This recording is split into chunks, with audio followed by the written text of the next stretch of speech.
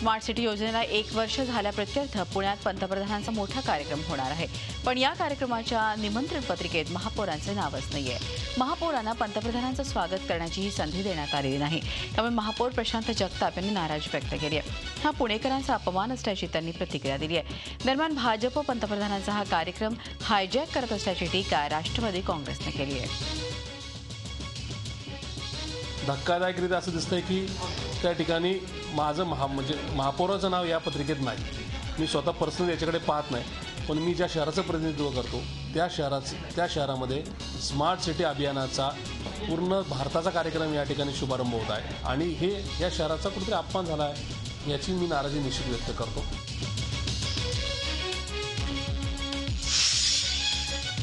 Smart city योजनेचा वर्षपूर्ती समारंभ येत्या 25 जूनला पुण्यात होत आहे. बालेवाडीच्या शिवछत्रपती क्रीडा संकुलात हा कार्यक्रम होणार आहे. पंतप्रधान नरेंद्र मोदी यांच्या उपस्थितीत हा कार्यक्रम होत असल्यानं त्याला आणखीनच महत्त्व प्राप्त झालंय. मात्र या कार्यक्रमावर होत असलेला खर्च तसंच इतर कारणांमुळे तो वादात देखील सापडला आहे. पुण्याचे पालकमंत्री गिरीश बापट यांनी मात्र या कार्यक्रमामध्ये राजकारण आणू नये असं आवाहन केलंय. भाजप आणि शिवसेनेमधलं शाब्दिक युद्ध आता रंगू लागलंय. भाजपनं आपल्या मुखपत्र मनोगतमधून शिवसेनेला सत्तेतून बाहेर कधी पडतंय असा सवाल विचारलाय. निजामानं दिलेल्या एका हातानं ते बिर्याणी खातायत आणि त्यांच्यावरच पुन्हा टीका करतायत. केंद्र सरकारमध्ये त्यांचे मंत्री आहेत आणि सगळ्या सोयी सुविधांचा आनंदही घेतायत. हे सगळं त्याच निजामामुळे आहे आणि तरीही ते भाजपला शिव्या घालतायत. इतकीच नाराजी असेल तर सरकारमधून बाहेर पडण्याची हिंमत दाखवा. आमच्या सरकारमध्ये आहात आणि आम्हाला शिव्यांची लाखोळी वाहताय तर सांगा राऊतसाहेब कधी काडी मोड घेताय असा सवाल मनोगत मुखपत्रातून भाजपनं विचारलाय. खुद्द राज्याचे गृहनिर्माण राज्यमंत्री रवींद्र वायकर यांनी अतिक्रमण करून घेतलेली जमीन अजूनही परत केली नसल्याचा आरोप मुंबई काँग्रेस अध्यक्ष संजय निरुपम यांनी केला आहे. या प्रकरणात गृहनिर्माण उपस्थित केला. या संदर्भात मुख्यमंत्र्यांना पत्र पाठवून त्यांनी या प्रकरणी कारवाई करण्याची मागणी आपण करणार असल्याचं सांगितलेलं आहे. तर रवींद्र वायकर यांनी निरुपम यांचे सर्व आरोप फेटाळले आहेत. सर्व आरोप राजकीय आकसापोटी करण्यात येत असल्याचा पलटवार वायकर यांनी केलाय. काँग्रेसचे नेते गुरुदास कामत यांचं बंड अखेर थंडावलंय. काँग्रेसच्या सर्व पदांचा त्याग करून राजकीय संन्यास घेण्याची घोषणा कामत यांनी काही दिवसांपूर्वीच केली होती. त्यामुळे मुंबई काँग्रेसमध्ये एकच खळबळ उडाली होती. मात्र पक्षाध्यक्षा सोनिया गांधी यांच्या भेटीनंतर आता पुन्हा राजीनामा मागे घेत असल्याचं कामत यांनी स्पष्ट केलंय. देशातील जनतेची सेवा करण्यासाठी काँग्रेस हेच योग्य व्यासपीठ आहे असा साक्षात्कार कामत यांना पुन्हा झालाय. गुजरात, राजस्थान, दादरा नगर हवेली, दमण आणि दीव या राज्यांचे सरचिटणीस म्हणून आपण पुन्हा काम सुरू करत असल्याचं त्यांनी स्पष्ट केलंय. त्यामुळे मुंबई महापालिका निवडणुकीच्या तोंडावर काँग्रेसला थोडा दिलासा मिळणार आहे. समाजात निराशा आली की मतांतर होतं. त्यामुळे मातंग समाजाला निराश होण्याचं कारण नाही. संपूर्ण हिंदू समाज तुमच्या पाठीशी असून या समाजाच्या जे बाहेर गेले आहेत ते देखील परत येतील हा विश्वास राष्ट्रीय स्वयंसेवक संघाचे सरसंघचालक डॉ. मोहन भागवत यांनी व्यक्त केला आहे. आरक्षणावर काही बोललं तर उगाचच वाद होतो म्हणून आपण या विषयावर काहीही बोलणार नसल्याचे त्यांनी स्पष्ट केलंय. नागपुरात मातंग समाजाच्या कार्यक्रमात ते बोलत होते. मातंग समाजाच्या समस्या हिंदू समाजाच्या असल्याचं सांगत त्यांनी आपले प्रश्न सोडवण्याकरता संघाच्या पदाधिकाऱ्यांची मदत घेण्याचं आवाहन देखील केलं. वनहक्क जमिनीच्या प्रश्नांसंदर्भात किसान सभेनं हजारो आदिवासींचा विभागीय आयुक्त कार्यालयावर मोर्चा काढून चक्काजाम आंदोलन केलं. शिष्टमंडळानं वनमंत्र्यांची भेट घेऊन वनहक्काच्या फाईल्स राज्यपालांकडे सोपवण्याची मागणी केली. बोगस आदिवासींना हटवून पात्र आदिवासींना जमिनी हस्तांतरित कराव्यात अशी मागणीही करण्यात आली. वनहक्क कायद्याच्या अंमलबजावणी अंतर्गत रायगड जिल्ह्यातील दळीधारकांना जमिनीच्या पट्ट्यांचं वाटप सुरू असलं तरी यात प्रशासनाकडून घोर फसवणूक असल्याचा आरोप होतोय. यासाठीच रायगड जिल्ह्यातील हजारो आदिवासी दळीधारकांनी रायगड जिल्हाधिकारी कार्यालयावर धडक दिली. शोषित जन आंदोलनाच्या माध्यमातून हा मोर्चा काढण्यात आला. ब्रिटिश सरकारनं आमच्या पूर्वजांना कसण्यासाठी जमिनी दिल्या, परंतु जे दावेदार आहेत जे वर्षानुवर्ष त्या जमिनी कसतायत त्यांची नावं वगळून इतरांचीच नावं या पट्ट्यांवर लावण्यात आली आहेत असा गंभीर आरोप दळीधारकांनी केला असून ही हक्कपत्र बदलून द्यावीत अशी मागणी यावेळी करण्यात आली. मुंबईत उशिरा का होईना दाखल झालेल्या पावसानं मुंबईकरांची घामाच्या धारातून सुटका केली असली तरी पावसासोबत येणाऱ्या आजारांनी मात्र आता डोकं वर काढण्यास सुरुवात केली आहे. आकडेवारींचा आधार घेतला तर मागील वर्षीच्या तुलनेत शहरात साथीच्या आजारानं ग्रस्त अशा रुग्णांची संख्या यंदा कमी आहे. लेप्टोस्पायरोसिसचे 6 रुग्ण आढळल्यानं बीएमसीचा आरोग्य विभाग अलर्टवर आहे. विदर्भात येत्या 10 दिवसात मुसळधार पावसाचा अंदाज हवामान खात्याने दिला आहे. शेतकऱ्यांनी कृषी तज्ज्ञांचा सल्ला घेऊन पेरण्या करण्यास काहीच हरकत नसल्याचं हवामान खात्यानं म्हटलंय. जून महिन्यात पावसाची सरासरी बघता 10 सेंटीमीटर पाऊस अपेक्षित होता. मात्र यंदा आतापर्यंत 6 सेंटीमीटर पाऊस झाला आहे. त्यामुळे हे प्रमाण 41% कमी असल्याचं हवामान खात्यानं सांगितलं आहे. मात्र येत्या 8 ते 10 दिवसात नागपूरसह संपूर्ण विदर्भात पावसाचं दमदार आगमन होणार असल्याचं हवामान खात्यातर्फे सांगण्यात आलंय. प्रत्येक मान्सून त्याच्यापेक्षा प्रत्येक दुसऱ्या मान्सूनपेक्षा वेगळाच असतो. तरी यावर्षी जुलै आणि ऑगस्टमध्ये जसं आम्ही वर्तवलं आहे त्या हिशोबाने जुलै ऑगस्टमध्ये भरपूर पाणी किंवा पर्जन्यमान येण्याची शक्यता आहे. दुष्काळग्रस्त लातूर जिल्ह्यातील काही भागात अतिवृष्टी तर काही ठिकाणी मुसळधार पाऊस बरसला. त्यामुळे दुष्काळाच्या झळांनी हैराण झालेल्या लातूरकरांना दिलासा मिळालाय. मात्र या पावसानं शेतकऱ्यांचेही नुकसान केलंय. मुसळधार पावसामुळे शेतात पाणी साचून शेतातील माती वाहून गेली. त्यामुळे अनेकांची पेरणी वाया गेली आहे. मान्सूनच्या पहिल्याच पावसात शेती वाहून गेल्यामुळे आता पेरण्या कशा कराव्यात असा प्रश्न शेतकऱ्यांना पडलाय. बुधवारी संध्याकाळी नंदुरबार जिल्ह्यातील सोसाट्याच्या वाऱ्यासह जोरदार पावसानं हजेरी लावली. या पावसामुळे अनेक ठिकाणी मोठ्या प्रमाणात नुकसान झालंय.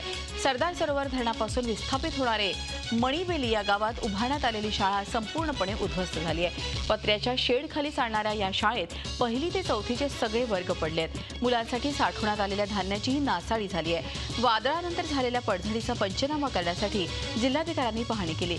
शिवाय आठवड्याभरात तात्पुरती शाळा उभारण्याचं आश्वासनही दिलं.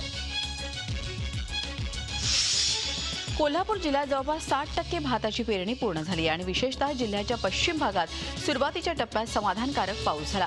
बळीराजानं भाताच्या पेरणीचं काम आटोपून घेतली आहे. भाताची पेरणी होऊन आता 20 दिवसांहून अधिक काळ लोटलाय, पण पावसाचा काही पत्ता नाही. त्यामुळे बळीराजा पुन्हा चिंतेत पडलाय. पाऊस न आल्यामुळे उगवून आलेलं भात पीक काहीसं वाळायला सुरुवात झाली आहे. त्यामुळे बळीराजा जमेल तसं या भात पिकाला पाणी देण्याचा प्रयत्न करतोय. त्यामुळे शेतकरी चातक पक्षासारखा पावसाकडे डोळे लावून बसलाय. गोंदिया जिल्ह्यात मृग नक्षत्रात चांगला पाऊस बरसल्यानंतर शेतकरी शेतीच्या कामात व्यस्त झाला होता.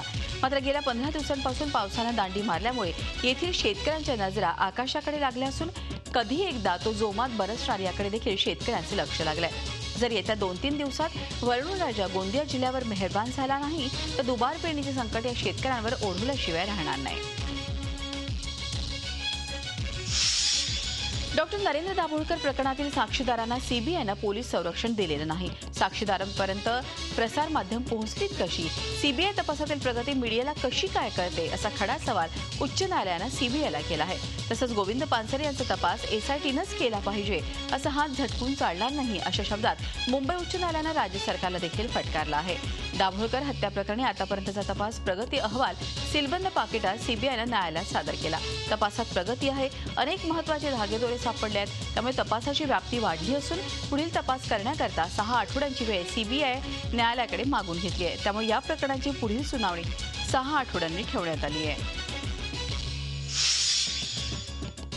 डॉक्टर नरेंद्र दाभोळकर यांच्या हत्येनंतर रुद्र पाटील आणि वीरेंद्र तावडे कोल्हापुरात एकत्र राहत असल्याचा खळबळजनक गौप्यस्फोट तावडेची पत्नी निधी तावडेनं केली आहे.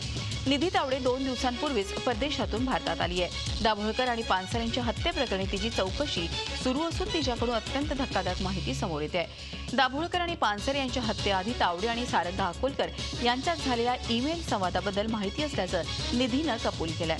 पण हे दोघं खुनाचा कट रचत असावेत असं वाटलं नसल्याचं निधीनं म्हटलंय. एफटीआयआयमधील विद्यार्थ्यांची निवासी व्यवस्था बंद करण्याचा कुठलाच विचार नसल्याचं एफटीआयआयचे अध्यक्ष गजेंद्र चव्हाण यांनी स्पष्ट केलंय. मात्र पदवी परीक्षेनंतर पुनर्परीक्षा देणाऱ्या विद्यार्थ्यांना मात्र हॉस्टेल सोडावं लागणार असल्याचंही त्यांनी नमूद केलंय. राष्ट्रीय स्वयंसेवक संघाचे सरसंघचालक डॉक्टर मोहन भागवत यांना भेटण्यासाठी चव्हाण नागपुरात आले होते. एफटीआयआयमध्ये विद्यार्थ्यांची निवासी व्यवस्था बंद होणार असल्याची जोरदार चर्चा होती. त्या पार्श्वभूमीवर चव्हाण यांनी हा खुलासा केलाय.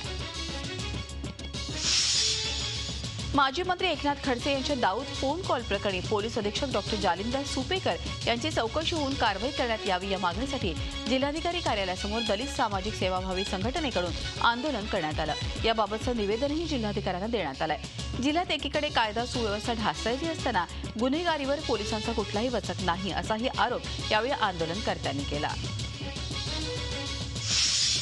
कोकण पाटबंधारे विभागाचे सेवानिवृत्त मुख्य अभियंता बाळासाहेब पाटील, त्याची पत्नी आणि मुलांच्या विरोधात कोल्हापूर अँटी करप्शन विभागानं बेहिशेबी मालमत्ता प्रकरणी गुन्हा दाखल केलाय। कुटुंबियांच्या नावे उत्पन्नाच्या स्त्रोतापेक्षा 1,59,75,761 इतकी अतिरिक्त मालमत्ता मिळवली असल्याचं उघडकीस आलेलं आहे। ही मालमत्ता बाळासाहेब, पत्नी शुभलक्ष्मी पाटील, उत्कर्ष पाटील आणि हर्ष प्रतीक पाटील यांच्या नावे असल्याचं तपासात उघडकीस आलंय। त्यामुळे अँटी करप्शन विभागानं बाळासाहेब पाटील यांच्यासोबत त्यांची पत्नी शुभलक्ष्मी पाटील, उत्कर्ष पाटील आणि हर्ष प्रतीक पाटील यांच्या विरोधात बेहिशेबी मालमत्ता बाळगल्याचा गुन्हा नोंदवला आहे। इतकंच नाही तर इतर मालमत्तेची सुद्धा झडती प्रक्रिया सुरू आहे। रेल्वे मंत्रालयानं आता प्रत्येक तिकिटावर प्रवाशांना किती सबसिडी मिळते याचे आकडे छापायला सुरुवात केली आहे। त्यामुळे प्रवाशांना त्यांच्या प्रवासासाठी नेमका किती खर्च येतो हे कळवणं हा रेल्वेचा उद्देश आहे। सध्या प्रवाशांकडून प्रवास खर्चाच्या 57% इतकीच रक्कम वसूल होते आहे, तर लोकलच्या प्रवाशांकडून फक्त 37% रक्कम वसूल होत असल्याचं रेल्वे प्रशासनाचं म्हणणं आहे। त्यामुळे लोकांना रेल्वेच्या खर्चाची जाणीव होईल असं प्रशासनाचं म्हणणं आहे। त्यामुळे रेल्वेच्या प्रवासाचं भाडं नियमित करण्यास मदत होईल अशी रेल्वे बोर्डाची धारणा आहे। दरवर्षी प्रवासी विभागामुळे रेल्वेला 34,000 कोटी रुपयांचा तोटा होतो। हा तोटा भरून काढण्यासाठी मालवाहतुकीचा आधार घेण्यात येतो। त्यामुळे भविष्यात रेल्वेची दरवाढ होण्याची शक्यता नाकारता येत नाही। जेलमधील कैद्यांना बाहेर गेल्यावर आत्मसन्मानानं जगता यावं आणि स्वतःचे आणि परिवाराचे पोट भरता यावं यासाठी ठाणे मध्यवर्ती कारागृहात एक स्तुत्य उपक्रम राबवला जातो आहे। कारागृहातील 23 कैद्यांना शेतीचं प्रशिक्षण दिलं जात असून त्यासाठी त्यांना प्रतिदिन 50 रुपये मेहनताना देखील दिला जातो। कारागृहातील एकूण 5 एकर जमिनीवर पालक, मेथी, लाल माठ यासारख्या पालेभाज्या, वांगी, टोमॅटो, भोपळ्यासारख्या फळभाज्या पिकवल्या जातात, तर पावसाळ्यात तांदूळ पिकविला जातो। या सगळ्यातून वर्षाकाठी जवळपास 15 ते 16 लाखांचं उत्पन्न घेण्यात येतं। या ठिकाणी 23 बंदी काम करतात आणि या बंद्यांना हे खुले कारागृहातले बंदी आहेत, यांना जवळजवळ 50 रुपये रोजगार मिळतो एका दिवसाला आणि शिक्षेमध्ये त्यांच्या एक दिवस माफी त्यांना आपण देतो। खूप चांगल्या पद्धतीने या ठिकाणी त्यांचं काम सुरू आहे। शेतीचं उत्पादन खूप चांगलं आहे। ह्या 3 महिन्यातलं उत्पादन जवळजवळ 1.5 लाखाच्या वर गेलेलं आहे। तर निश्चितच आपल्याला या शेतीतनं फायदा होतो आणि याचं उत्पादन शासनाला जमा होतं। विद्यार्थ्यांच्या सुविधेसाठी सेतू केंद्र उभारण्यात आलं। या सेतू कार्यालयातून सुविधा कमी आणि मनस्तापच जास्त होतोय। दरवर्षी अशीच परिस्थिती उद्भवते, मात्र त्यात सुधारणा काही होत नाहीये। कुणाचे कागदपत्र गहाळ झाले आहेत तर कुणाच्या दाखल्यावर अधिकाऱ्यांची सहीच नाही। कुणाच्या दाखल्याच्या वेळी इंटरनेटचा अडथळा आला तर वीज पुरवठा खंडित झाल्यानं कुणाची कागदपत्र तयार होऊ शकली नाहीत। अशा स्वरूपाची उत्तरं अर्जदारांना दिली जात असल्यानं त्यांच्या संतापाला आता पारावर उरला नाहीये। येवला शहरातील गंगा दरवाजा भागातील बँक ऑफ बरोदा समोर तुमचे पैसे खाली पडले असं सांगत खाली पडलेले पैसे उचलत असताना दुचाकीला लावलेले 3 लाख रुपये असलेली पिशवी घेऊन चोरट्यांनी पोबारा केला। हे 3 लाख रुपये बँकेतून घरी घेऊन चाललेले असताना ही घटना घडली आहे।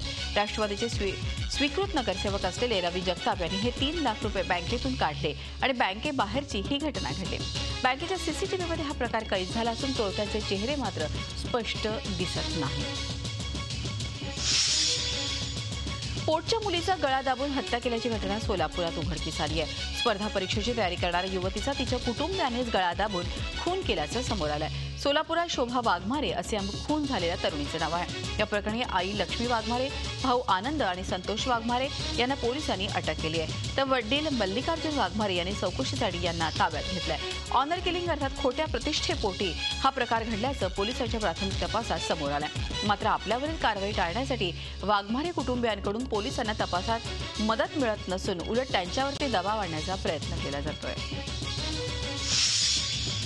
चंद्रपूर शहराच्या अगदी 15 किलोमीटर दूर असलेल्या निसर्गरम्य जुनोना जंगल परिसरात शेकडो पक्षी मृतावस्थेत आढळल्यानं एकच खळबळ उडाली आहे. हे मृत्यू विषबाधेनं झाल्याचा संशय असून वन्यजीव प्रेमींनी या प्रकाराबाबत कठोर कारवाईची मागणी वन विभागाकडे केली आहे.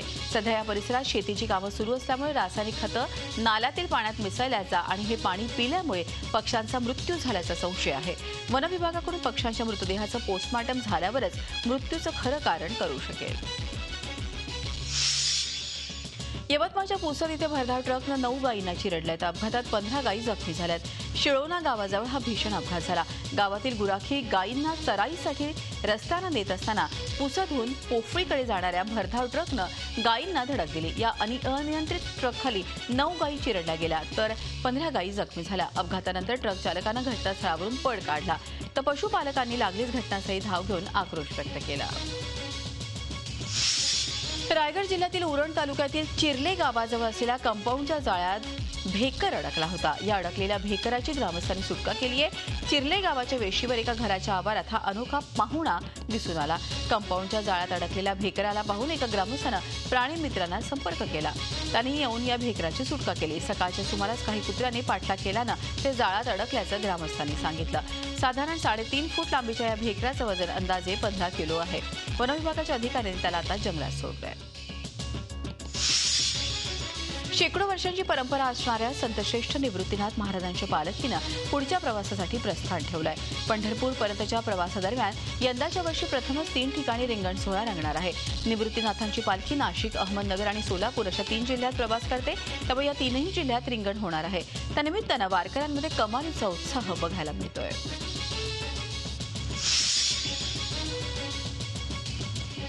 युरोपियन युनियनमध्ये राहायचं की बाहेर पडायचं याविषयीच्या जनमत चाचणीतल्या मतांची मोजणी ब्रिटनमध्ये सुरू झाली आहे. आतापर्यंत झालेल्या मतमोजणीनुसार 49% मतं युरोपियन युनियनमधून बाहेर पडण्याचं समर्थन करतायत. तर 51% मतं बाहेर पडण्याच्या विरोधात आहेत. एकूण 382 ठिकाणी मतमोजणी सुरू आहे. त्यापैकी फक्त 68 ठिकाणीच निकाल आतापर्यंत जाहीर झाले. त्यामुळे सध्या तरी जनमत चाचणीच्या निकालात काटेकी टक्कर असल्याचं स्पष्ट दिसतंय.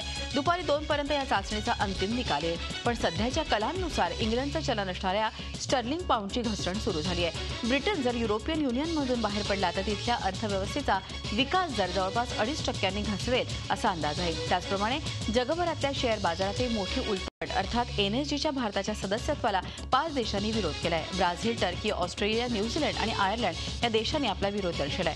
भारत हा NPT म्हणजे अण्वस्त्र प्रसारबंदी करारात सहभागी नसल्यामुळे NSG सदस्यत्व देण्यात येऊ नये असं देशांचं म्हणणं आहे. मेक्सिकोनं भारताच्या सदस्यत्वाला पाठिंबा जाहीर केलाय. दक्षिण कोरियाची राजधानी सेऊलमध्ये NSGची परिषद सुरू आहे. या परिषदेत भारताच्या सदस्यत्वावर शिक्कामोर्तब होणार आहे. दरम्यान NSG सदस्यत्वासाठी चीनचं मन वळवण्याचे प्रयत्न भारतानं अखेरपर्यंत सुरू ठेवलेत. पंतप्रधान नरेंद्र मोदी यांची शांघाय कोऑपरेशन समिटच्या निमित्तानं चीनचे अध्यक्ष शी जिनपिंग यांच्याशी भेट झाली. त्यामुळे मोदींनी भारताच्या अर्जाचं न्याय्य आणि वस्तुनिष्ठ मूल्यमापन करावं असं आवाहन केलं. भारताच्या सदस्यत्वाला जगभरातल्या देशांकडून पाठिंबा मिळतोय. अशा परिस्थितीत या मोहिमेत चीननंही सहभागी व्हावं अशी सूचक अपेक्षा पंतप्रधानांनी व्यक्त केली आहे.